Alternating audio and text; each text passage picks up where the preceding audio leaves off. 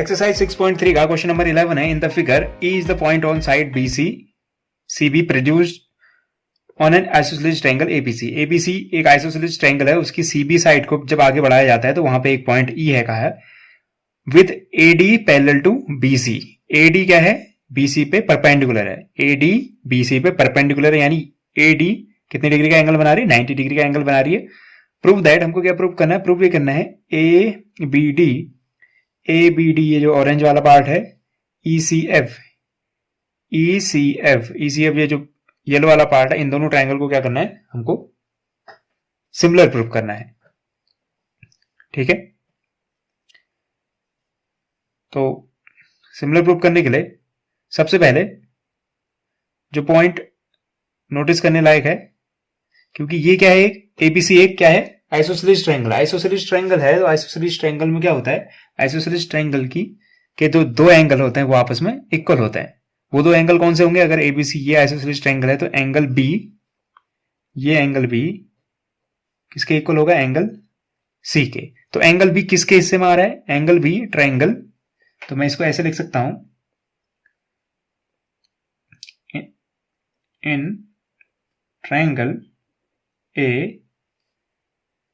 ABD, in triangle ABD and triangle ECF, दो triangle, इन दोनों triangle को सिमिलर करने की कोशिश कर रहा हूं मैं।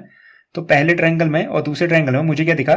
इस ट्रायंगल में एंगल B ABD में angle ABD is equal to दूसरे ट्रायंगल में कहां से बोल सकते हैं? ECF। ये दोनों इक्वल होंगे। क्यों इक्वल होंगे?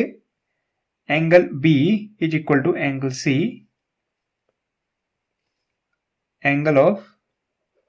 Angles of isosceles triangle. Isosceles triangle के एंगल हैं, इसलिए ये क्या होंगे? आपस में इक्वल होंगे।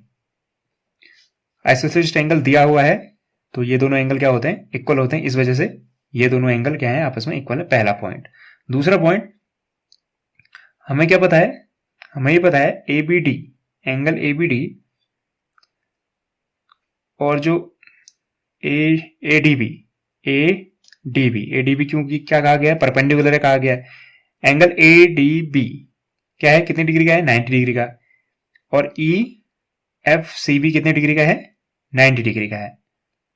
ठीक है, ECF 90 डिग्री का है और ऐसे ही। तो यहां से मैं देख सकता हूं पहले वाले ट्रायंगल में ADB इज इक्वल टू दूसरे वाले ट्रायंगल में EFC। ये दोनों क्यों इक्वल हैं? क्योंकि क्या दे रखा है? 90 डिग्री। यहां पे 90 डिग्री है क्योंकि AD perpendicular to BC, AD BC पे परपेंडिकुलर है, साथ ही साथ ये वाला एंगल 90 डिग्री। दोनों एंगल 90 डिग्री हैं तो दोनों क्या हो जाएंगे? इक्वल हो जाएंगे। तो मुझे दो ट्रायंगल में दो एंगल क्या मिल गए? इक्वल मिल गए। पहला ट्रायंगल था ABD, दूसरा ECF। दो ट्रायंगल में दो एंगल अगर इक्वल हैं तो मैं इन दोनों ट्रायंगल को सिमिलर कर सकता हूं बाई किस प्रॉपर्टी से?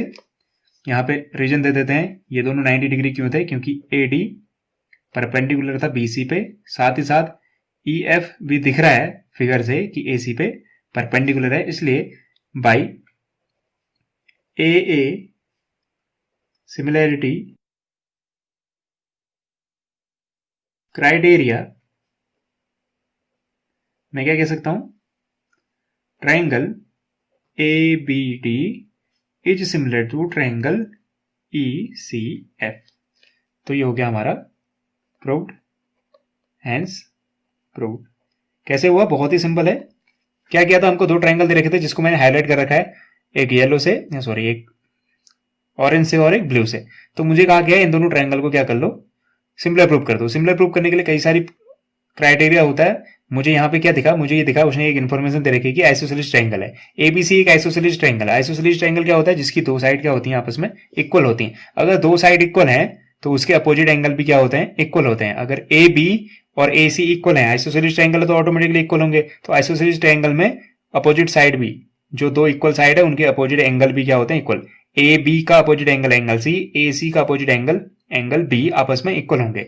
तो मुझे यहां से इंफॉर्मेशन मिली और ये जो एंगल बी और एंगल सी है वो पहले वाले ट्रायंगल ए बी डी के लिए एंगल ए बी डी बन जाएगा, और दूसरे वाला जो एंगल सी है वो दूसरे वाले छोटे ट्रायंगल के लिए एफ सी ई बन जाएगा या ई सी एफ बन जाएगा। तो ये दोनों क्या है, आपस में इक्वल है क्योंकि एंगल ऑफ आइसोसेलेस ट्रायंगल थे।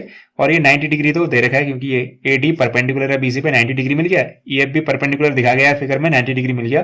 तो एक ट्रायंगल में, दो ट्रायंगल में जब दो एंगल इक्वल मिल जाते हैं तो भाई ए सिमिलैरिटी क्राइटेरियन से हम दोनों ट्रायंगल को क्या कर लेते हैं, सिमिलर कर लेते हैं।